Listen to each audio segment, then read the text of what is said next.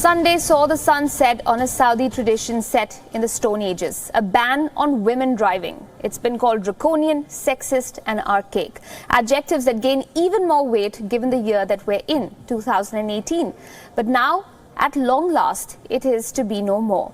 At the stroke of the midnight hour on Sunday, women took to the streets in their cars, sitting for the first time in the driver's seat, not behind it. As midnight struck and Sunday began, the streets of Saudi Arabia witnessed joyous scenes like these ones. Women celebrating their long fought for right to drive in the kingdom. Among them was Majdoleen Al Atiq. She hit the streets of Riyadh in her Lexus in the first minute of June 24th, driving across the city to visit her family. It looks way different from the back seat. I'm just so happy. Like, my eyes is just like everywhere, you know. I'm not used to this. Majdoleen's desire to drive might have been inherited. Her mother and her aunt Fawzia Al Bakr were among the 47 women who drove through Riyadh in November 1990 to protest the ban on women driving. Bakr was arrested, lost her job, received death threats and eventually had to change homes. Today, she's a happy woman. So I'm thrilled. I am so happy that, you know, our society and our leaders reach this point where, you know, the driving. But it isn't just women that are celebrating this new beginning. Clinical psychologist Samira Al-Ghamdi's son accompanied her to work on Sunday. The difference this time was that she was driving herself on a route she's been taking for the past 21 years. It's a very exciting day. I think it's amazing. As you said, it's a monumental day. I think that people are realizing that it's just another day in terms of how day-to-day activities and everything going on. The difference is just today your mom's, wife's, sisters are in the cars around us and not just us driving. So 95 على minimum. Even Saudi billionaire Prince Al Walid bin Talal got into celebration mode. An early advocate for women's right to drive, he jumped into the car as his daughter drove through Riyadh shortly after midnight, his grandchildren in the back seat. 50 mom is driving, a good idea? نعطي upload واحد all together يلا. حريم نظامي أكثر من رجال صاروا. بسم الله. يشكر الملك سلمان الله يطول عمره. ولا شك انه افكار الاخوي محمد بن سلمان هي اللي ادت النتيجه العظيمه هذه. المراه الان انطلقت وضعت حريتها. الحمد لله رب العالمين. The reform was considered sweeping when it was announced by Saudi Arabia's maverick crown prince Mohammed bin Salman. But its success will lie as much in implementation as in acceptance in a largely traditional and patriarchal society. Even so, the movement forward has already begun. Bureau Report, WION. The enthusiasm of these women is nothing short of contagious. It's uplifting and it's inspirational. All dangerous emotions in a country that has never allowed for true gender equality.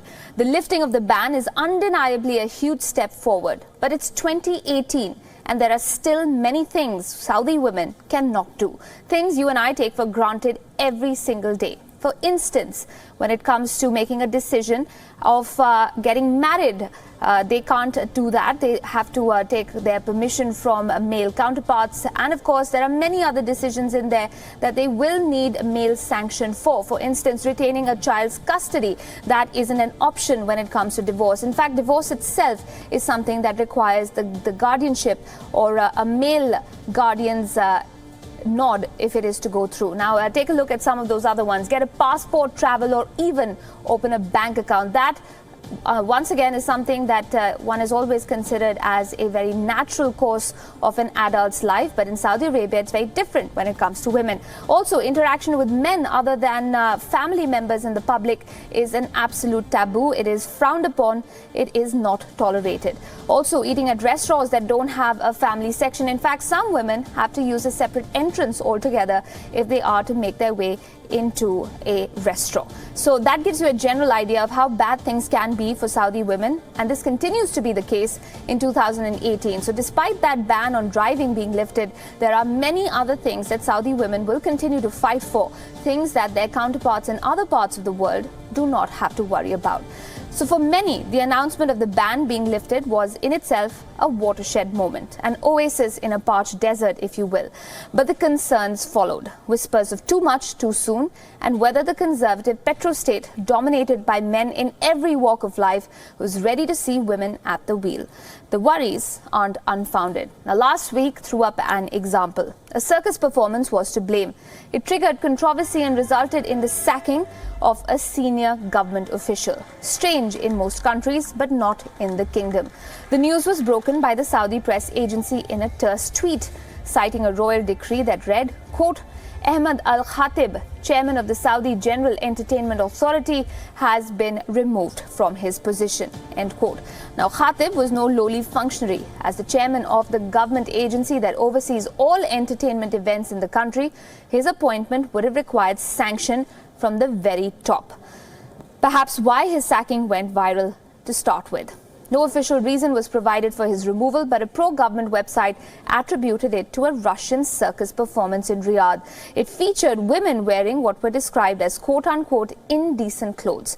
Now, a video on social media showed a woman performing in a form-fitting pink costume, drawing the outrage from conservative Saudis.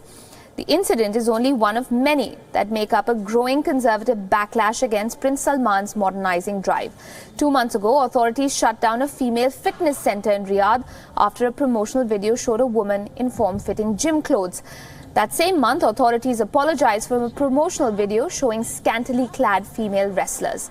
Now, rights groups say that changes in the kingdom are cosmetic, the kind that resist push for change from below and promote falling in line with the government's idea of progress.